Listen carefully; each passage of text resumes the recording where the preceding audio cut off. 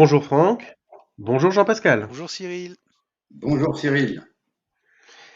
Écoutez, je vous remercie beaucoup de me rejoindre pour ce nouvel épisode du quart d'heure d'AC Mentoring. Et aujourd'hui, je vous propose de parler de leadership. Qu'est-ce que c'est que le leadership? C'est une bonne question. On en parle beaucoup.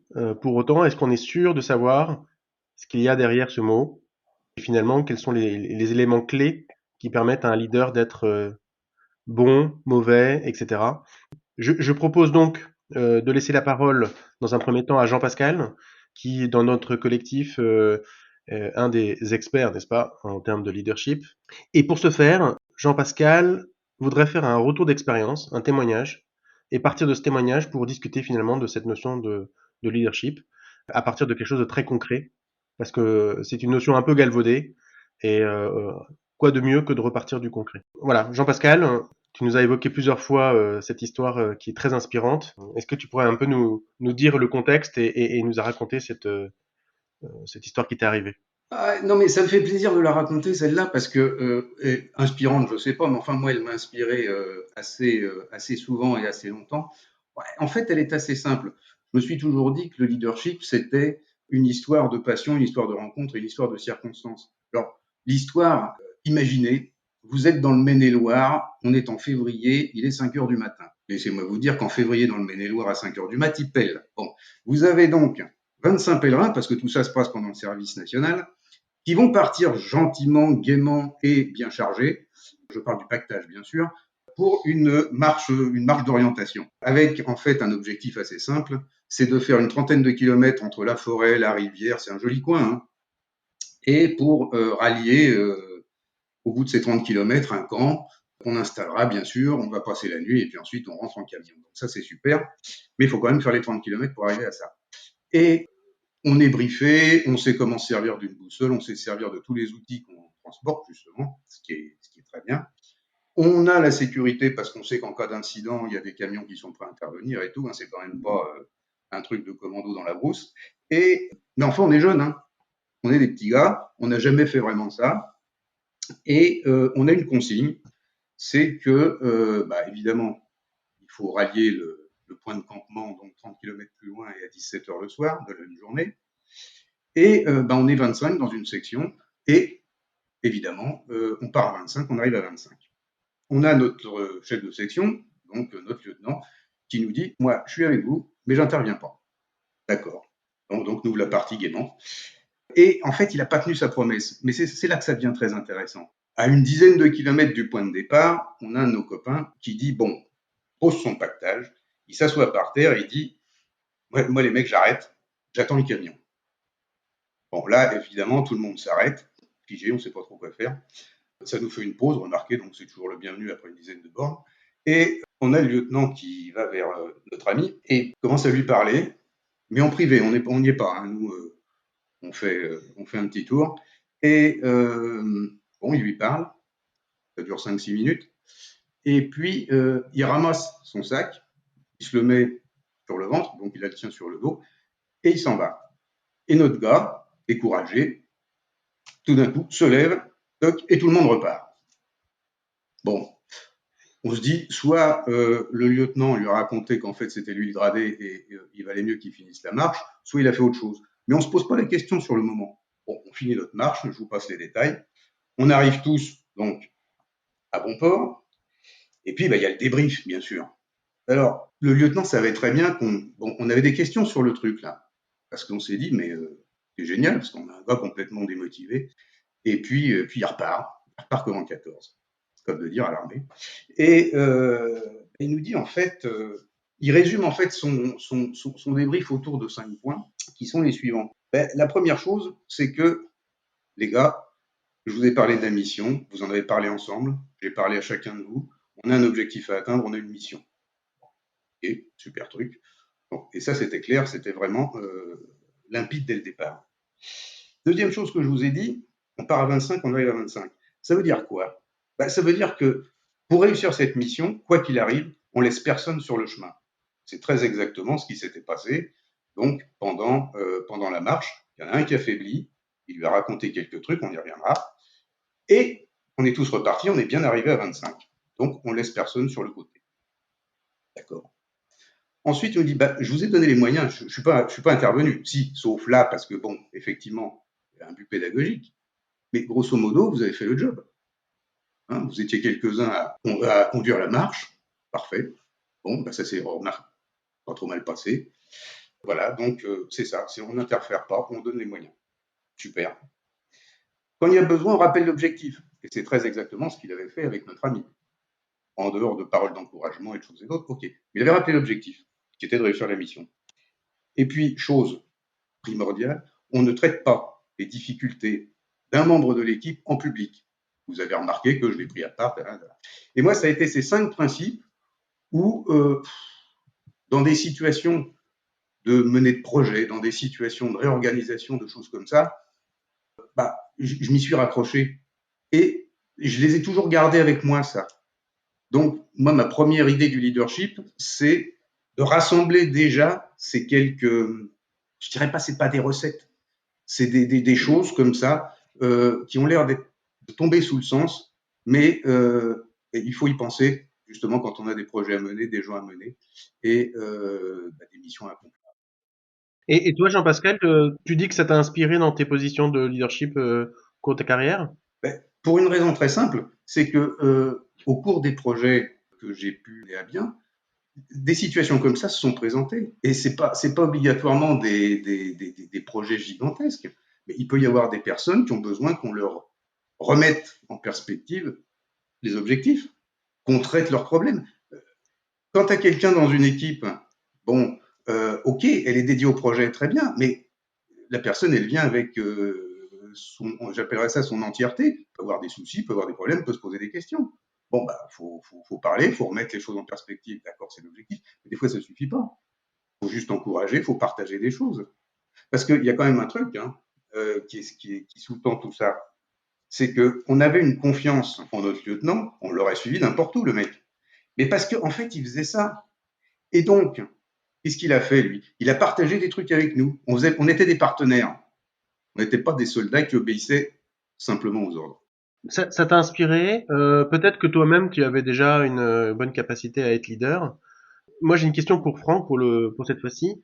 Franck, à ton avis, est-ce qu'on est leader ou est-ce qu'on peut le devenir? Et si oui, comment? Alors, ce qui est évident, c'est que nous, au fil du temps, on s'aperçoit qu'on peut aider un grand nombre de personnes à affirmer leur leadership, à trouver leur façon de devenir un leader. Chez certains, c'est un vrai gros travail parce qu'ils n'avaient pas conscience du fait qu'ils le pouvaient. Parce qu'eux-mêmes pensaient sans doute qu'on est leader, N-A-I-T, et non pas on est leader, E-S-T. Il est probable que certaines personnes, du fait de ce qu'elles ont vécu lors de leur enfance, de ce qu'elles ont vécu lors de leur adolescence, ont naturellement, sans le théoriser, développé des capacités pour entraîner, pour éventuellement inspirer les autres.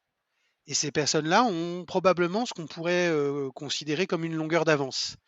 Après, le fait que ça n'ait pas été très modélisé, que ça n'ait pas été très analysé, que ce soit juste incarné, fait que lorsque ces personnes-là se retrouvent confrontées aux limites de leur leadership, parfois elles ne savent pas que faire.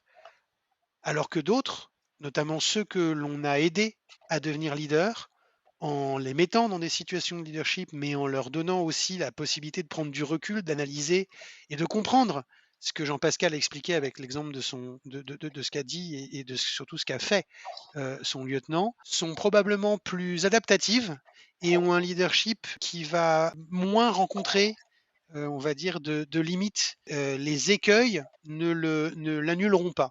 Voilà. Donc, est-ce que certaines personnes sont plus leaders que d'autres naturellement? Probablement. Est-ce que il a besoin de ça pour être un bon leader professionnellement lors de sa carrière? Nous n'y croyons pas et on voit sans cesse des contre-exemples. Merci Franck et aussi merci Jean-Pascal pour cette histoire qui nous inspire. Tu as parlé à un moment donné, tu as dit nous on avait confiance dans notre lieutenant, au-delà du grade et de ses compétences peut-être associées au grade.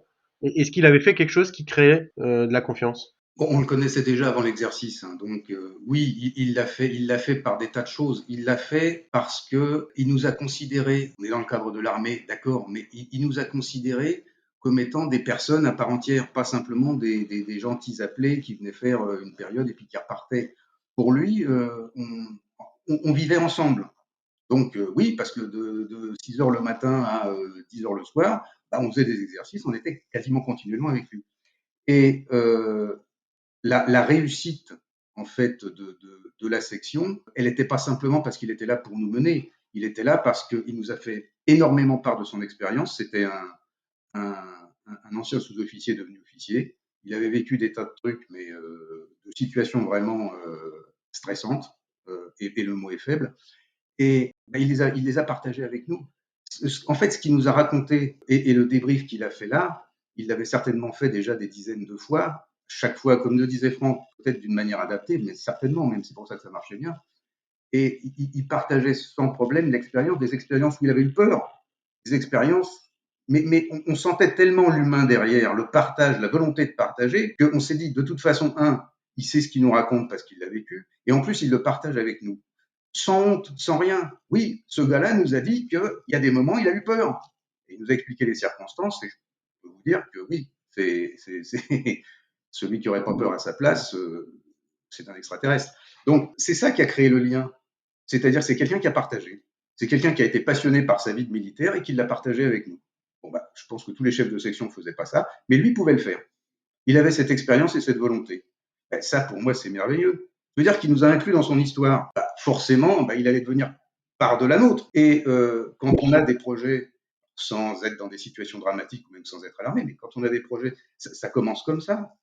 Et c'est des choses, j'ai bien aimé quand Franck, tu as dit c'est adaptatif. Oui, parce que c'est des choses qu'on sent. Alors, peut-être que ça se développe, certainement que ça se développe, mais c'est avant tout une passion des autres, une passion du partage, une humilité, oui, bien sûr, mais je mettrais ça avant tout, c'est la passion de partager sa propre passion et qui va justement faire en sorte que bah, les autres vont te suivre. Hein. Et là, on parle vraiment de suivre dans des circonstances, alors je parle pas de mon truc et de ma marche de 30 km, hein, mais dans des circonstances autrement dramatiques que de changer un ERP ou un truc comme ça. Donc, mais il y a de ça, hein, on y croit, et quand on y croit, ça se transmet. Tu parles de passion des autres, ça veut dire que très certainement vous aviez l'impression de faire partie d'une famille quelque part, de compter les uns pour les autres, et y compris pour ce lieutenant. Franck, tu dirais toi de ton côté que pour créer de l'engagement dans une équipe et de la confiance, quels sont les éléments qui peuvent compter pour un leader? Quelles conditions il doit mettre en œuvre selon toi pour créer cet engagement, cette confiance? Je pense que Jean-Pascal a déjà répondu en partie à ça en expliquant qu'il faut pouvoir partager. Le leader secret qui décide tout dans son bureau, la porte fermée, et qui ensuite sort de là avec les tables de la loi révélées à son, à son équipe, c'est probablement un paradigme d'une autre époque. Le partage semble être quelque chose sur lequel la plupart de ceux qui écrivent sur le leadership semblent d'accord. La possibilité de créer un espace de sécurité dans lequel on a le droit de parler, dans lequel il est possible de se tromper, dans lequel il est reconnu que, là aussi, partagé, cette fois-ci plus du chef vers l'équipe, mais de façon solaire, mais entre tous les membres de l'équipe, est quelque chose qui est non seulement possible, mais surtout recommandé. Ça, ce sont dans les faits deux points majeurs de ce qui fait qu'un leader exerce son activité de leadership et permet en retour à ses collaborateurs de s'intégrer, de faire partie de l'histoire commune. Euh, et donc, ça se traduit par ensuite tous les co-construire, co-décider, enfin, tout ce qu'on retrouve à la mode dans les manuels de nos jours. Mais effectivement, c'est le partage et la création d'un espace de sécurité qui semble être les préalables. Évidemment, on va pouvoir rajouter derrière le fait que lui-même doit sans doute faire un vrai travail d'écoute, parce que sinon, il ne pourra pas aider, il ne pourra pas enlever les obstacles, il ne pourra pas faciliter le travail de son équipe. Et donc, on pourrait rajouter l'écoute en troisième point, mais globalement, elle est une conséquence directe des deux premiers. Si on crée une culture de partage et si on crée un espace où le partage, y compris des erreurs, est possible, alors l'écoute s'ensuit Bah merci beaucoup. Je vois qu'on arrive déjà largement à la fin du quart d'heure d'AC Mentoring. Donc je retiens hein, le fait de se faire confiance, de pouvoir mettre sa confiance, sa vie presque, dans le cas de l'exemple de Jean-Pascal qui était à l'armée, dans les mains de mes coéquipiers, c'est une chose hyper importante. La notion de sécurité au sein de l'équipe, le fait de partager. Voilà, beaucoup d'éléments qui sont des choses très concrètes et qui permettent effectivement de caractériser un peu mieux cette notion de leadership dont on reparlera très certainement dans un prochain podcast. Et bien écoutez, sur ce, je vous souhaite une excellente fin de journée et je vous dis à bientôt. À bientôt, Cyril. À bientôt, JP. Au revoir Jean-Pascal. À bientôt. Merci Cyril.